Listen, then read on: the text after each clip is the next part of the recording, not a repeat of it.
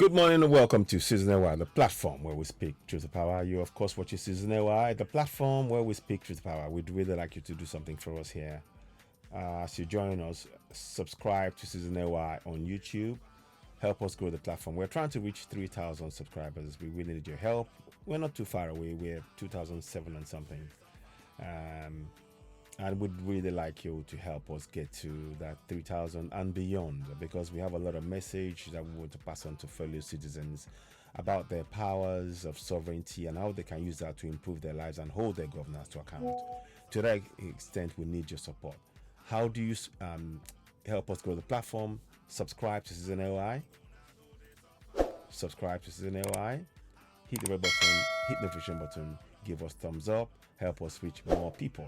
Of course, you can also give us super chats. You can do stars on Facebook, and of course, help us grow the platform on TikTok as well.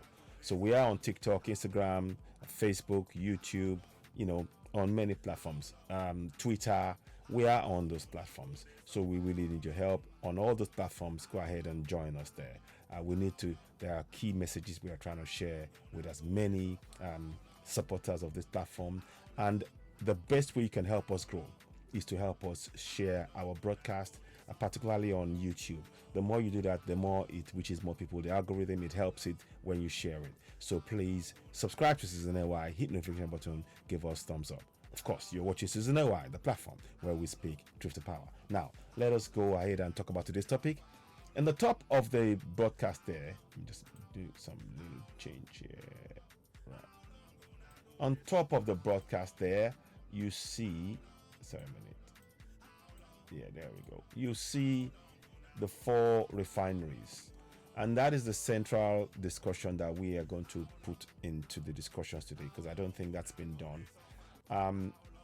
That's not to say that the work that's been done by President Tinubu, we don't recognize. We recognize it, and there are some things he's trying to do in terms of the economy. Is it going far enough? Now, some will say give him time, and I understand we are doing that, but nonetheless, this is a central issue. Yesterday, we spoke about the fact that our oil is being sold to Korea. Korea has only 6 natural mineral resources, and they have one of the largest refineries in the entire world. And Korea is almost on the other side of the world compared to Nigeria, and that just makes you really think about the cost of the transporting the oil there and back, that they will obviously put in the cost of selling the processed oil back to us, because we buy it back from them as well. So it's a waste of our money. So that's the central issue that we're discussing here today. And before we begin the broadcast and hear the message from President Tinubu, I want you to be very conscious of this here, which I want you to be aware of and share. You see, that's the 4 refineries you see there that is now showing here. So you got Port Harcourt 1, Port Harcourt 2, Warri, and Kaduna. Those ones are moribund. They're not functioning. They should. It would cost 9.68 billion naira to fix them, according to estimates, and yet they are spending in just 3 months 3.1 trillion naira. It doesn't make economic sense. Thereabout, I think it's 3.1 trillion naira. It doesn't make economic sense to spend that kind of money on just importing oil only to spend in another 3 months. It's not cost effective. We are calling on the government to rapidly fix those 4 refineries. Operation Fix the 4 oil refineries. That's where you come in, and you can join us in doing this, because you are a sovereign, and we are here to remind you about your sovereignty and the powers you possess as citizens, and how you can use it to hold your governments to account. 14 two-way states, sovereignty belongs to the people of Nigeria, from whom the government, through this constitution, derives all its powers and authority. That's you and me. We have powers to hold our governors to account. The churches and the mosques, they will never tell you about these powers. We are telling you, because you need to know that your powers are more powerful on this earth than the Quran or the Bible combined. And you need to begin to use the powers to hold your governors to account. How do you do it? Through participation in your governance. It even states so on section 14.2c. It states the participation by the people in the government shall be ensured in accordance with the provisions of this constitution. One of the central provisions, of course, is that you are a sovereign, and as a sovereign, you can participate in your governance, hold them to account, demand that they do things to improve your lives collectively. Keyword, collectively. That is what we are trying to aim to do. And that's why we're calling for Operation Fix the 4 refineries that you see on the screen. Operation Fix the 4 refineries. What you need to do, of course, to do that is to, let me just make it smaller a bit so you can get all of this in. I'll make it here. Okay, it's not really doing what I wanted to do, but that's fine. I will show you what you need to do essentially. Sorry about this. Yeah, okay. What you need to do essentially is to do this. A few things. You need to essentially begin to go all 7 local government areas. We need to begin to exercise the powers of sovereignty that I just discussed moments ago. And we have the power to do so. We can call town hall meetings. You must call monthly town hall meetings. In fact, you can call for your local government chairman, state house of assembly members, house of reps, and senators to come to a meeting, and governors to come to a meeting in your town hall, where you will remind them of the powers of sovereignty that you collectively possess as citizens. And you state, sovereignty belongs to the people of Nigeria, from whom the government, through this constitution, derives all its powers and authority, such as you see on the screen. You quote them to that to them to remind them that they are serving you. And you can now question them and demand that they fix those refineries for you. And if they say, no, you say, what? No, we have under Section 14(2)(c), we, the citizens are sovereigns. We, the sovereigns, have the power to participate in our governance, because the participation by the people under Section 14(2)(c), the participation by the people in the government shall be ensured in accordance with the provisions of this Constitution. One of the provisions is that we're a sovereign under Section 14(2)(a). You can say that. But critically also, one of the things we also want to make sure is that we want our government, we are calling on the government to fix all the 4 refineries. And by you participating in the process of calling town hall meetings, you can begin to hold your governors to account. Demand that they fix those refineries. Demand that the State House of Assembly and the National Assembly, through you calling them to town hall meetings, go and put a law in the pass a law to compel the federal government to fix those refineries within 4 weeks. You have that power, and we are trying to encourage you to use that power collectively. Now, one of the things I'm going to do, with that said, I want you to keep in mind you have that power, and we'll come back and talk about it again towards the end. But let us hear the speech of President Tinubu. Here we go. Dear compatriots, it is my unique honor to address you on this day. This is the 3rd anniversary of our nation's independence, both as the president of our dear country and simply as a fellow Nigerian. On this solemn yet hopeful day, let us commend our founding fathers and mothers. Without them, there would have been no modern Nigeria. From the fading embers of colonialism, their activism, dedication, and leadership gave life to the belief in Nigeria as a sovereign and independent nation. Let us, at this very moment, affirm that as Nigerians, we are all endowed with the sacred right and individual gifts that God has bestowed on us as a nation and as human beings. No one is greater or lesser than the other. The triumph that Nigeria has achieved shall define us. The travails we have endured shall strengthen us, and no other nation or power on this earth shall keep us from our rightful place and destiny. This nation belongs to you, dear people. Love and cherish it as your very own. Nigeria is yours. Nigeria is remarkable in its formation and essential character. We are a broad and dynamic blend of ethnic groups, religious, tradition, and cultures. Yet, our bonds are yet intangible, strong, invisible, yet universal.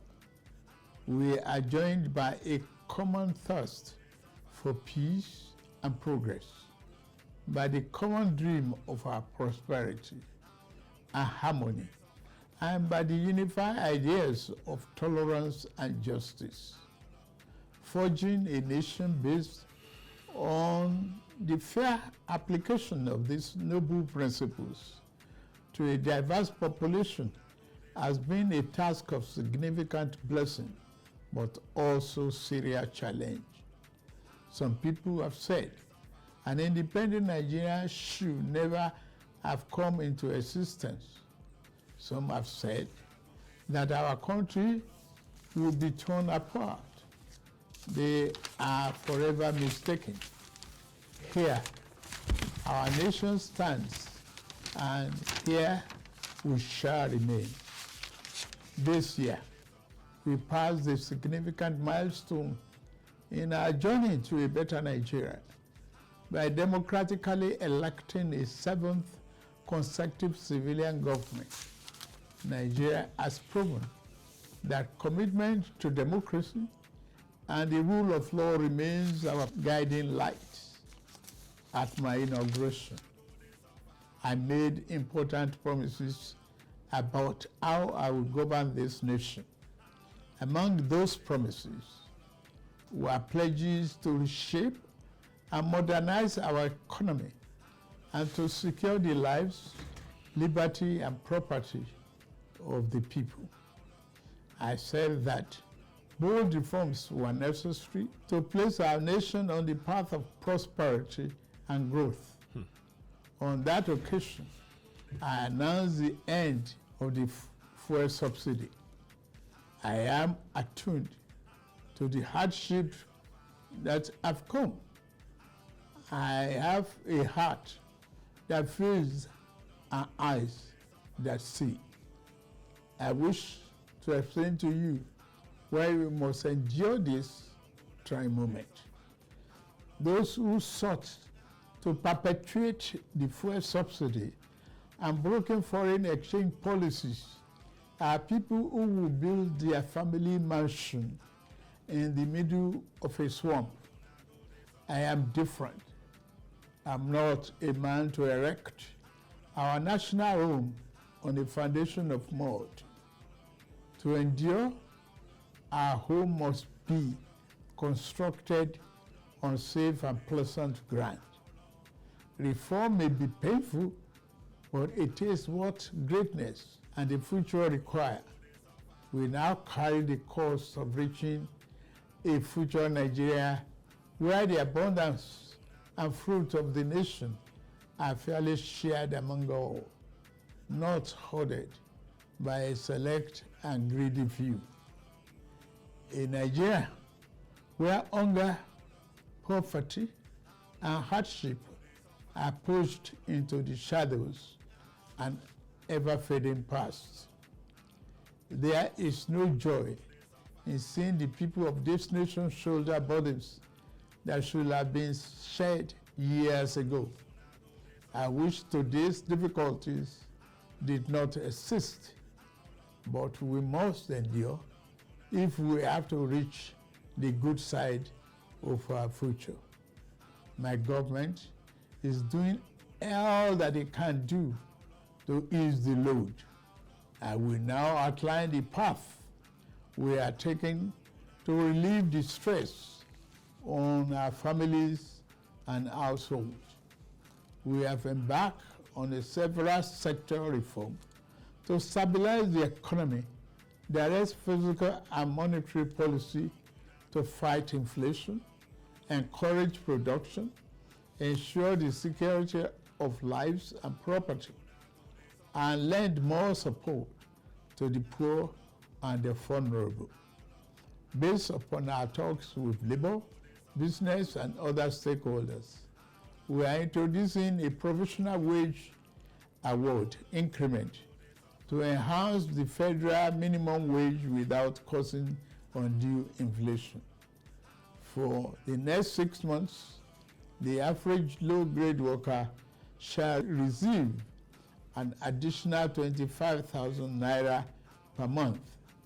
To ensure better grassroots development, we set up an infrastructure support fund for states to invest in critical areas. States have already received funds to provide relief packages against the impact of rising food and other prices. Making the economy more robust by lowering transport costs shall be key. In this regard, we have opened a new chapter in public transportation through the development of cheaper, safer, compressed natural gas, CNG, buses across the nation. These buses will operate at a fraction of current fuel prices, positively affecting transport fare. The new CNG conversion schemes will start coming in very soon, as all hands are on deck to fast-track the usual lengthy procurement process. We are also setting up training facilities and workshops across the nation to train and provide new opportunities for the transport operators and entrepreneurs. This is a groundbreaking moment where, as a nation, we embrace more efficient means to power our economy. In making this change, we also make history. I pledged a thorough house cleaning of the den of malvisions the CBN has become. That house cleaning is well underway. A new leadership for the central bank has been constituted. Also, the special investigator will soon present its findings on the past lapses and how to prevent similar recurrences. Henceforth, monetary policy shall be for the benefit of all and not the exclusive province of the powerful and wealthy.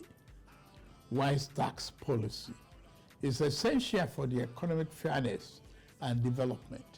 I have inaugurated a committee on tax reform to improve the efficiency of tax administration in the country and address fiscal policies that are unfair or hinder the business environment and slow our growth. To boost employment and urban incomes, we are providing investment funding for enterprises with greater potential. Similarly, we are increasing investment in micro, small, and medium-sized enterprises. Commencing this month, the social safety net is being extended through the expansion of the cash transfer programs to an additional 15 million vulnerable households. My administration shall always accord the highest priority to the safety of the people. Inter-service collaboration and intelligence sharing have been enhanced. Our service chiefs have been tasked with the vital responsibility of rebuilding the capacity of our security services.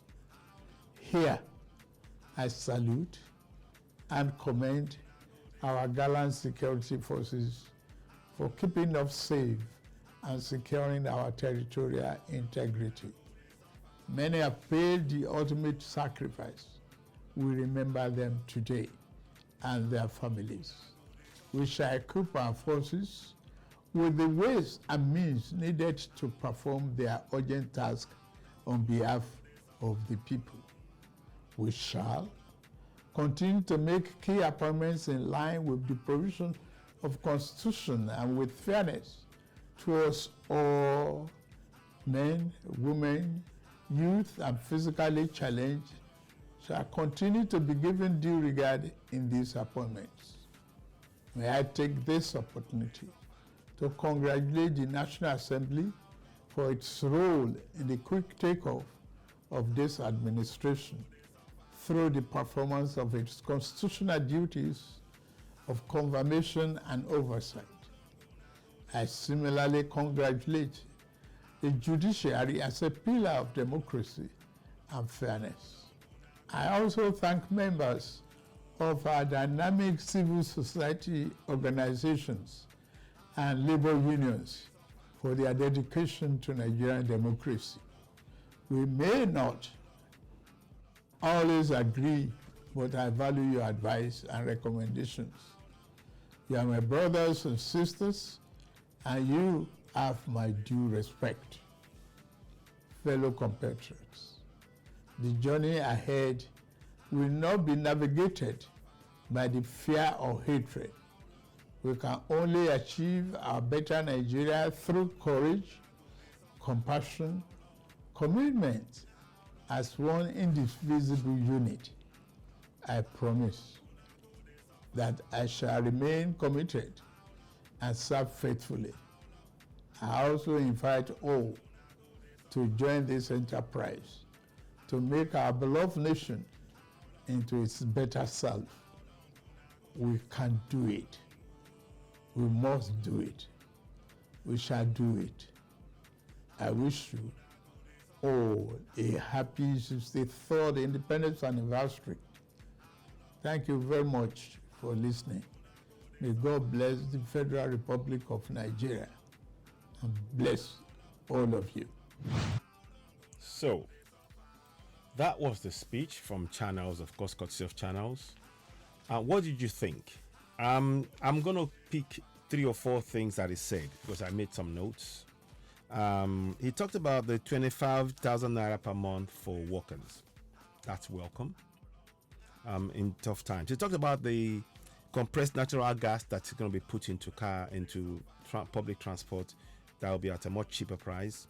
That's welcome. And in the buses, at the fraction of, the cost of what it's costing now for petrol. That's good. We welcome that. I'm not gonna, we will say when things are working, and he's talking about a tax reform as well, and it's also good get a cash transfer program for 50 million people who are very, very who are impoverished, economically challenged and impoverished. What I would like to say is that all of those things, they are all good, but still we have to be in control of our own destiny. I maintain, and I go back to my earlier discussion, I maintain and I remain focused on ensuring that these refineries that you see on the screen, that they are fixed. That is the best way to really help our people. We will create jobs. We will reduce the price of fuel immediately. We will also begin to ensure that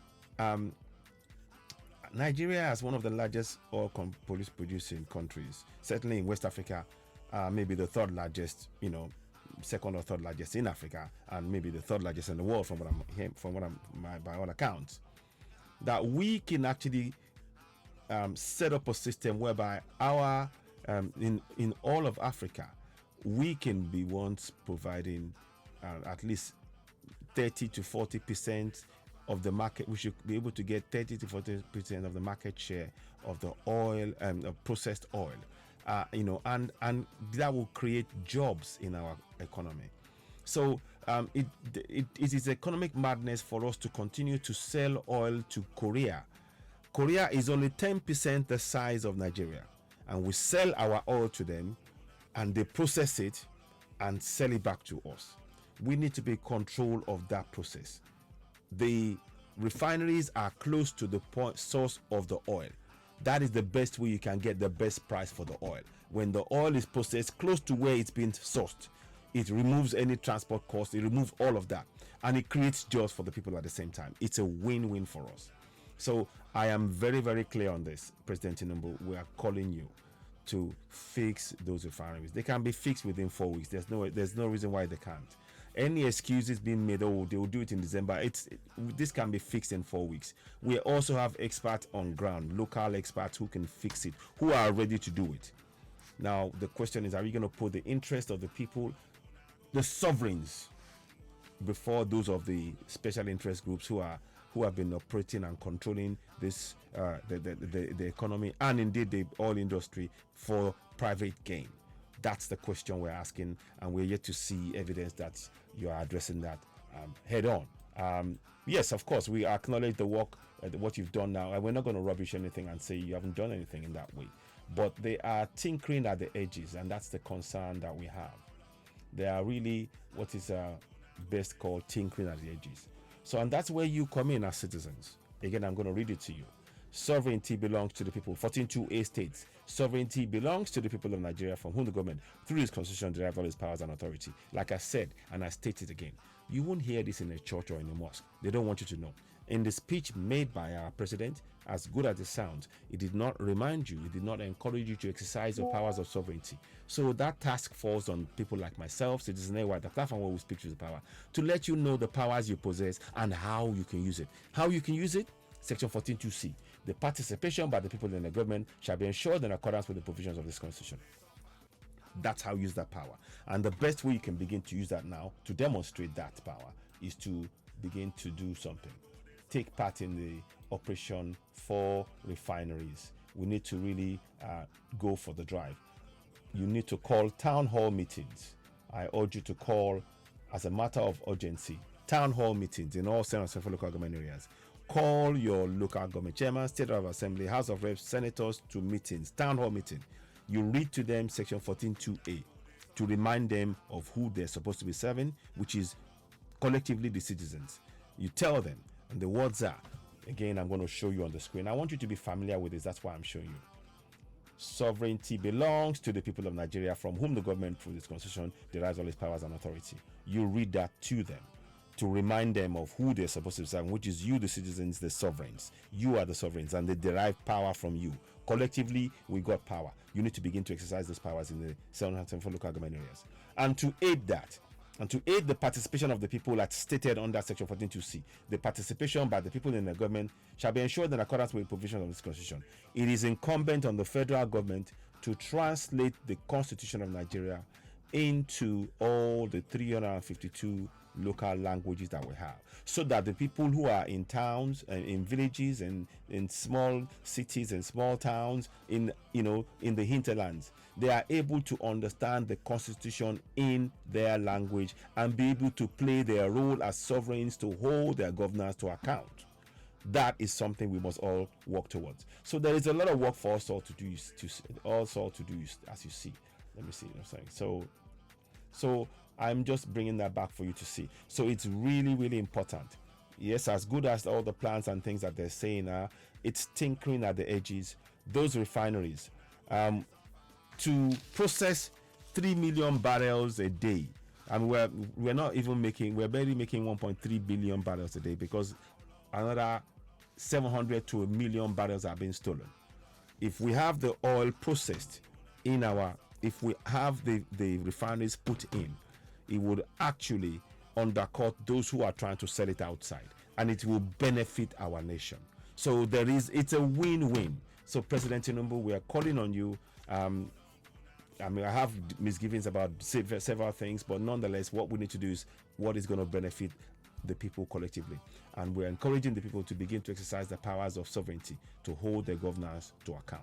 This is not about calling you names or anything.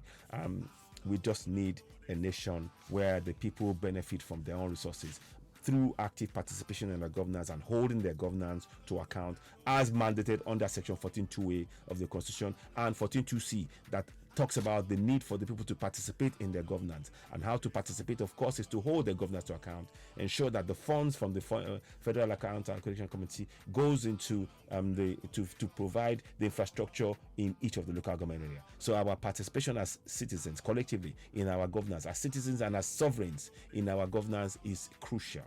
We must begin to do that on a daily basis. To aid that, we once again call on the government to translate the Constitution of Nigeria into our local languages: Yoruba, Igbo, Hausa, Efik, Ishan, so on and so forth, all the languages, so that local people do not have to go and read English before they can exercise their powers of sovereignty.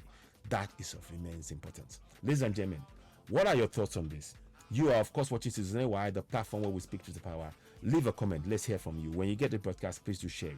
What we do is to try and give you as much information as as possible to help us aid us beginning to participate in our governance. No more are we going to wait for somebody to tell us what to do. We need to know and begin to exercise those powers collectively in each of the Senate and local government areas. Please, when you get the broadcast, please do share.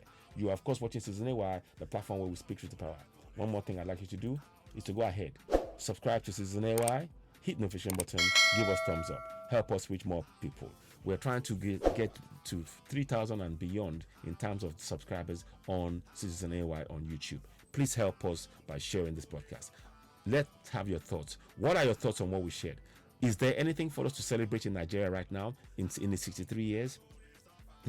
And how do you see this idea? Do you support the idea that we should continue to, we need to put pressure on the government to fix our 4 refineries with immediate effect? No ifs, no buts. We support the ideas and the plans that they put forward. The 25,000 a month for the workers, very good. Compression, using the compressed natural gas in now new buses, to make the price of transport cheaper. That's fine. We understand that. But to continue to export our oil out and process it and then get it processed and bring it back, it does not make an economic sense. And I stand 100% with that. I'm on that stance. I am not moving. How do you see it? Ladies and gentlemen, you are watching Citizen AY, the platform where we speak truth to power. When you get the broadcast, please do share. Let's have your comments. Please help us share. We're trying to get to 3,000 subscribers. And so far, those of you that are subscribed to us, thank you so very much. Help us continue to get this message out. It is of immense importance. Thank you for watching. You've been watching Citizen AY, the platform where we speak truth to power. I'll be back later on. Thank you and bye for now.